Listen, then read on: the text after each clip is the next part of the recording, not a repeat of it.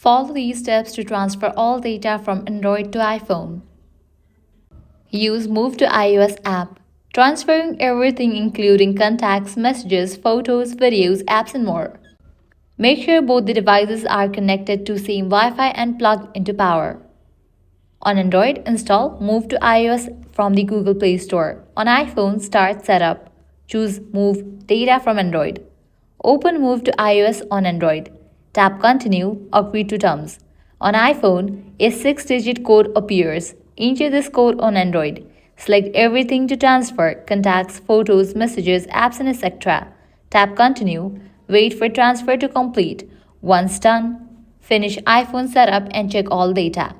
What gets transferred? Contacts, messages, photos and videos, apps if available on App Store, Wi-Fi settings, web bookmarks, calendars, and mail accounts. Heading towards next method, transfer via Google account for contacts, photos, and more. On Android, go to Settings, Accounts, Google, turn on Sync for contacts, calendar, and Drive. On iPhone, go to Settings, Mail, Accounts, Add Account, Google, sign in with the same Google account and enable Sync for contacts, calendar, etc.